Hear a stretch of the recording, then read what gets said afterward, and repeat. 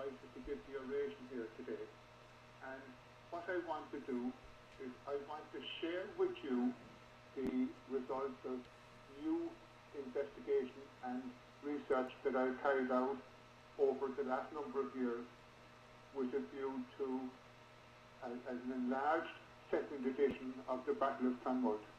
And my primary focus today will be on the events of the battle and just surrounding it.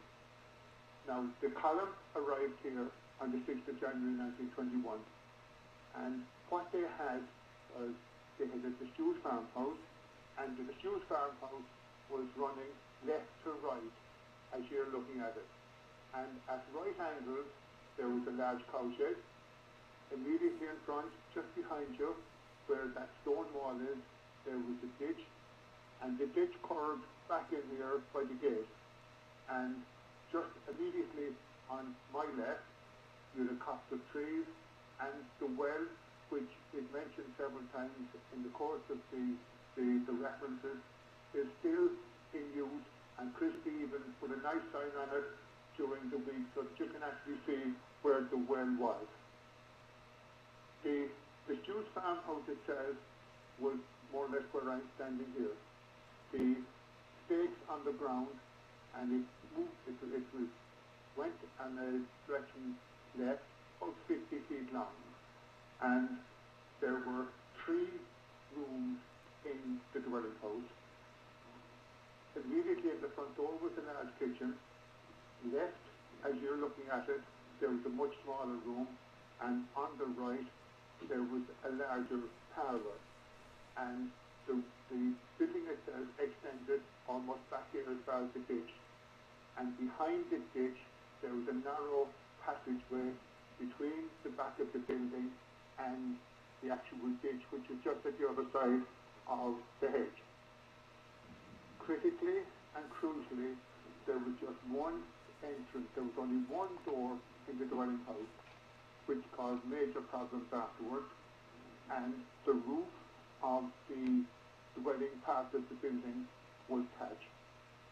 Now, the column arrived here on the 6th of January 1921, and they set up their base here, and the reason they were here for so long, they were here for approximately 6 weeks, is that the location was used as a collecting point for funds that the IRA had levied on farmers and landowners in the greater East Cork area. The funding was being brought here before being moved on to brigade headquarters in Cork. And even though they were here for 6 weeks, they kept a low profile. They weren't after engaging any of the involved in engaging with Crown forces.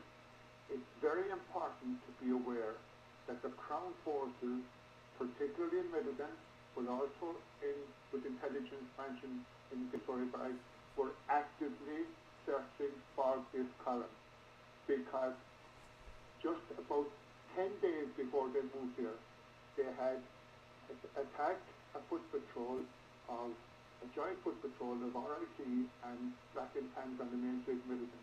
And in the course of that action, a Constable Mullen from Youghal was killed, plus 2 Black and Tans, Arthur Top and Ernest Ray. So you can see that for the Crown forces operating in East Cork, this was their focus. Where was the column? And let's not beat about the bush. They had one focus then to locate and destroy the column. So it was very important that the column maintained security while they were here. Then, on the week prior to the battle, IRA Brigade Headquarters in Cork tasked the column with a mission. And the mission was that on the 22nd or 23rd of February, the Tuesday or Wednesday after the battle, it was planned that the column would attack a train carrying British soldiers and supplies going from Cove to Cork. And the attack was to happen at Cove Junction. And Cove Junction, still there today, where the rail line from Cove to Cork and from Midleton to Cork intersect. Now, that was the mission. The stated mission, attack the train. Then there are always implied tasks and there were two. Number one, the column commander was required to do a reconnaissance of the ambush position at Port Junction, and the second requirement was the column was too far based here, it was too far from that attack point, so it was decided on the Sunday night after dark the column would relocate approximately 7 miles west of here at a place called Duneen. Now Duneen is a town and approximately 3 miles north of Cartool, and they would set up a new base camp there. So that was the plan immediately going into the weekend.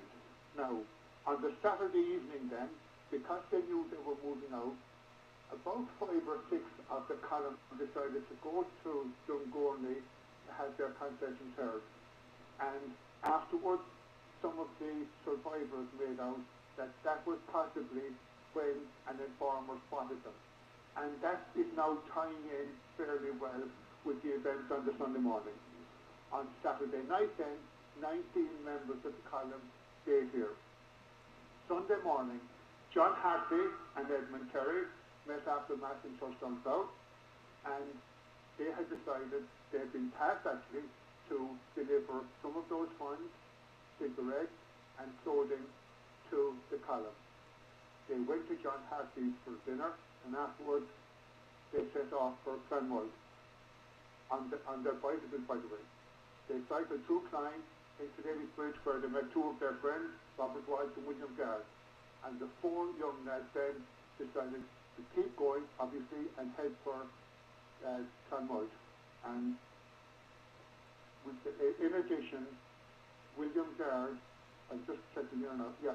So Edmund Terry then had a second reason to come to Clonmult because his grandmother lived up in the village. The 4 young lads arrived in Clonmult village around 2:30. Edmund Terry went in to visit his mother, the 3 lads waited outside. Meanwhile, Dick Agerty, who was on weekend leave from the column, arrived in the village around 3:15, spotted the 3 young lads. They waited for the Edmund Terry to come out, and then the 5 of them walked, the way some of you walked, and more of you drove right up to the house that was here. And all 5 arrived here around 3:45. Mid-morning, the column commander, Dermot Hurley, with the second in command, Vice Commandant Joe Ahern, and Captain Paddy Whelan, left here to carry out the reconnaissance. They were leaving here for the last time, or so they thought, doing the reconnaissance, and they were going to meet, hopefully, the column at Duneen. Jack O'Connell was left temporarily in charge of the column, and he had his orders. Break camp after dark and get the column to Duneen. So, 19 had stayed here on the Saturday night, 3 had just gone on reconnaissance, and the 5 that Dick Hagerty and the 4 had arrived. That brought the numbers up to 21, and there were 21 in the house or in the environment when the British Army arrived. When the column commander left on the reconnaissance, 2 sentries were out doing their job, most important, out in the field. Trouble was brewing.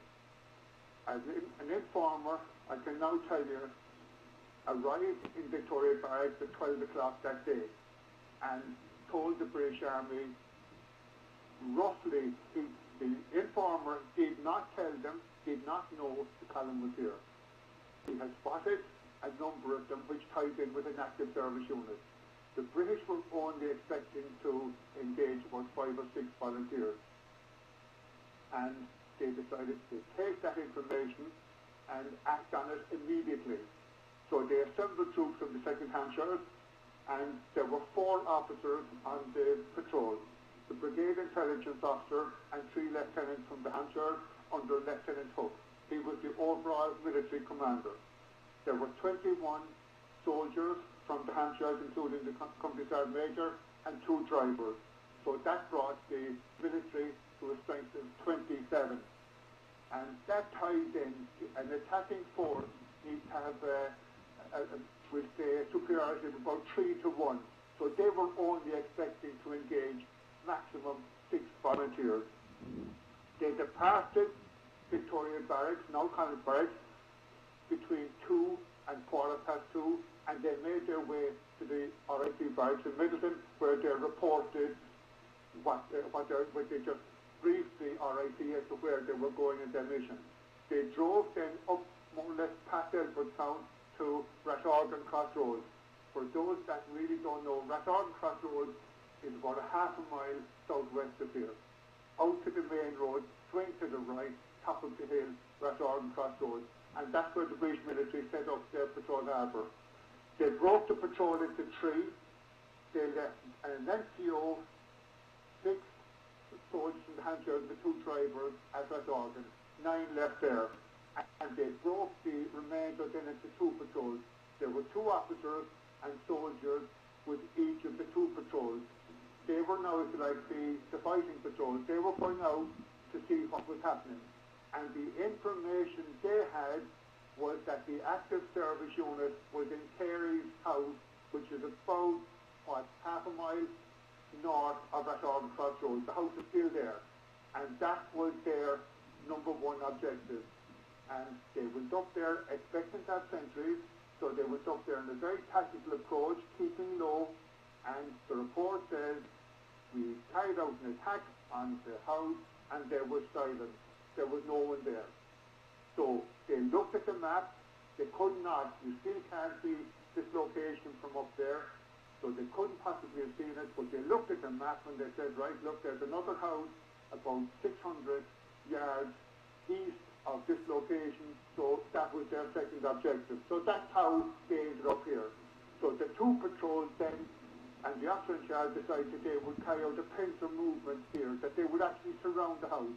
So patrol number 1 with Lieutenant Hook, he approached from the northwest, so from up here behind the house. So that's the patrol that came in here from the back of the house. And the second patrol, Lieutenant Coe, with the intelligence officer and the CS, they approached from that side. So they came in from the southwest, right up between the buildings. And I now can tell you that they were the first troops to get here. And when Lieutenant Coe saw the bicycles in the yard, he knew he was in trouble. Because at that stage now, Coe's patrol had only 10. There were 21 in here. He knew he was in bother. He kept going, but things worked out, unfortunately, fine. And what he did was, he had 5 soldiers at the back of that ditch. So they got that close, and the reason they got that close was because the sentries had abandoned their position.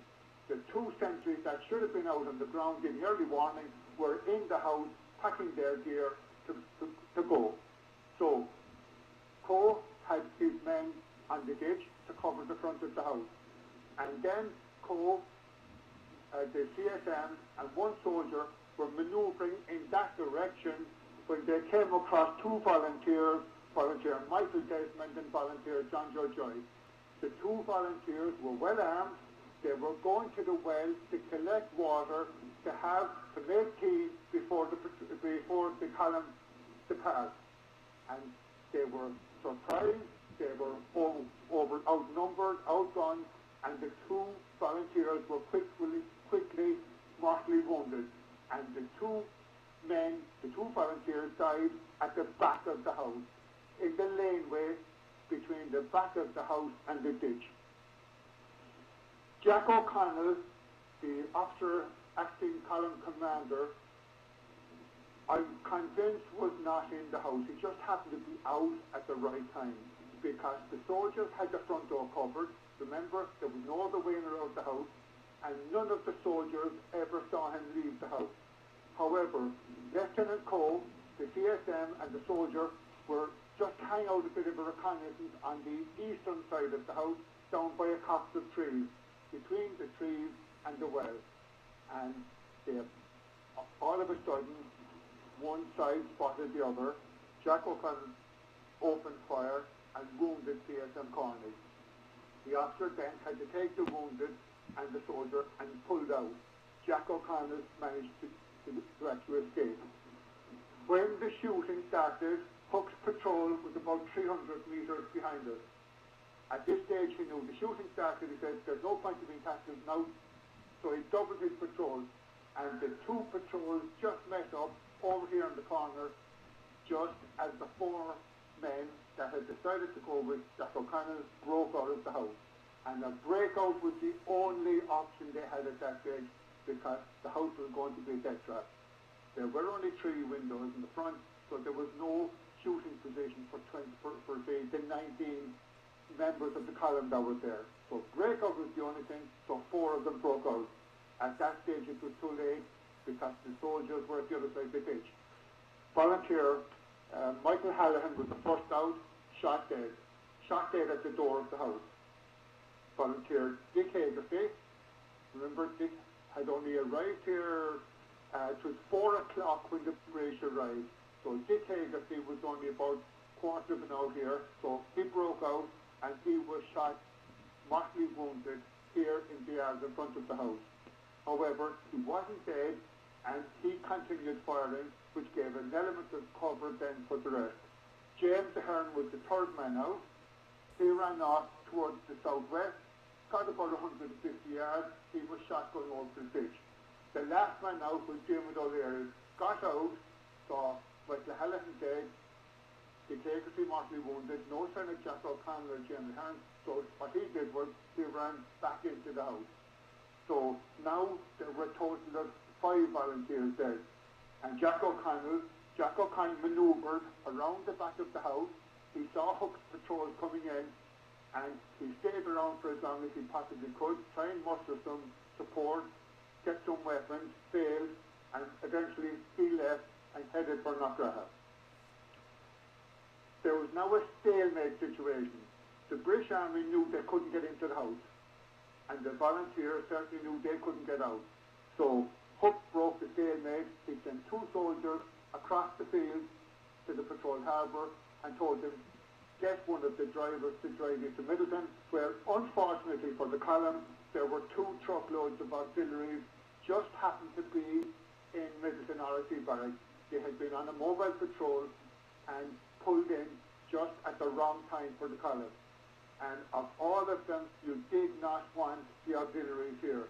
Because, again, to put it into perspective, this was the 20th of February, 28th of November, 10 weeks earlier, a double mobile patrol of auxiliaries had been wiped out at Clonmult. These guys were just paying for vengeance. They arrived here at 5:20, and they brought 2 items with them that were going to finish the battle. They brought petrol and they brought grenades. And about 5:30, Lieutenant Hammond, the intelligence officer, he climbed up on the ditch at the back of the house, sprinkled the roof with petrol, threw a couple of grenades in after it. Now the roof was on fire. Now the column were in the worst possible position. They really didn't have a choice, because if they stayed in the house, they were going to either burn to death or be overcome by fumes. So they discussed it with the officers outside, and they were promised that if they came out with their hands up, they would be just taken prisoner. But that didn't happen. Now, before they came out of the house, they made one bad mistake. They threw their, and proof is there, they're stating it, they threw their rifles, their ammunition, and revolvers into an open fire. You don't throw live ammunition into a fire, because it will start blowing up. The column came out in sequence. A senior member of the column came out first. I haven't been able to find out his name, but the 4 young lads followed him. And one of them, John Hartley, then, he was actually just advancing through the Crown forces, when one of the auxiliaries hit him a smack of the butt of his rifle into the bridge of his nose. He went down, but in effect that saved his life. The remainder, a total of 12, so John Hartley 11, the other 11 were pushed over towards the gable end, the east gable of the cowshed, and all of a sudden the auxiliaries opened fire on them without any warning. They said the Crown Forces evidence was there were shots heard from the house, and if there were shots heard from the house, it meant there was ammunition going off in the fire. There were still 3 volunteers in the house, but they were not fired.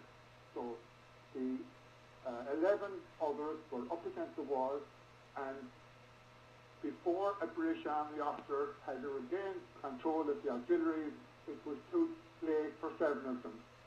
Volunteers Donald Dennehy, Christopher O'Sullivan, Jeremiah Hearn, his first cousin Liam, David Desmond, whose brother had been killed in the opening engagement, Joseph Morrissey and James Glavin were shot dead up against the eastern wall of the cowshed, and that brought the numbers up to 12 dead. Morris Moore, Patrick O'Sullivan and Diarmuid O'Leary were the last out. What happened was that Diarmuid O'Leary had attempted to knock a hole in the back wall of the house, stuck his head out, but there was a British Army sniper had the wall covered, and a shot just grazed the top of his head. So Morris Moore and Patrick O'Sullivan were trying to sort out Diarmuid O'Leary, who was going to unconsciousness, to actually get him out. The British now had 8 prisoners, 3 of them unwounded, Morris Moore, Patrick O'Sullivan and Robert Walsh, and then there were 5 wounded, Diarmuid O'Leary, Paddy Higgins, John Hassey, Edmund Terry and William Gard. And what's important is of the 5 wounded prisoners, only one of them, Diarmuid O'Leary, had sustained his injury during the battle. The other 4 were wounded after surrendering. The prisoners then were taken into the cowshed, they were searched, the weapons belonging to the column were collected, and at this stage now the priority on the Crown Forces was to get out of here, because they had been here now for about 2.5 hours, so they knew that they were now pushing their luck. So they got all their prisoners, got all the weapons, and moved straight across the field back to the patrol harbour, into the Crosby tenders, and headed to the Midleton RIT barracks. From there they were taken to Victoria Barracks, and they arrived there about 9 o'clock on the Sunday evening. The 12 bodies remained here overnight. Cork Examiner report the following day said there were 13. The reason for that discrepancy afterwards, the actual Crown Forces were convinced that Diarmuid O'Leary had been killed as well, and that his body was the only one removed that night. But we know now that he wasn't killed here. The 12 bodies were removed on the Monday morning. British were back here 9 o'clock on Monday morning, and then there was a military court of inquiry in lieu of an inquest in Victoria Barracks on Wednesday, and on Wednesday evening the bodies were returned to the families, and that night they were removed to the church in Midleton and the cathedral in Cork. Their funerals then took place in Midleton on Thursday morning and in Cork on Thursday afternoon. Dick Hagerty, his body remained in the church in Midleton until Friday. He was removed then, and he's buried in the churchyard in Balmacoda. Of the 8 prisoners then, Paddy Higgins had been shot in the mouth after surrendering. Shot in the mouth when he was up against the wall there, and he was medically unfit to be court-martialed. The 7 others were tried by military court during March, and 3 were found guilty and sentenced to death. The 4 young lads were sentenced to penal servitude for life, and on the 28th of April, Morris Moore and Patrick O'Sullivan were executed in the yard in what was Cork Prison. It was at the time the military detention barracks, and that brought the number of fatalities down to 14. And Sonny O'Leary's death sentence was commuted to penal servitude for life. And in a most amazing twist, it was General Strickland wrote a letter to the GOC Ireland in Dublin recommending that O'Leary's sentence of death be commuted. So you couldn't get a stronger request for to commute a death sentence than that. Then Paddy Higgins was later found medically fit to be court-martialed. He was tried, found guilty and sentenced to death. He appealed it, and the appeal went on, and eventually he was saved by the truth. And the column commander, Diarmuid O'Leary, was killed just north of Midleton on the 28th of May. Now, the men of the column were indeed very brave men. They were well aware of the risks that they faced, and they faced overwhelming odds and knew even if they were captured, they still faced the possibility of execution. And an amazing statistic of the members of the column that were here on the 20th of February. By the end of May, 75% of them were dead.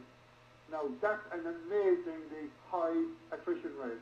75% of them were dead by the end of May 1921. And it is so important to continue to remember all of these men, their bravery, the sacrifice they made, and let's work together to ensure that their names shall never be forgotten. Thank you.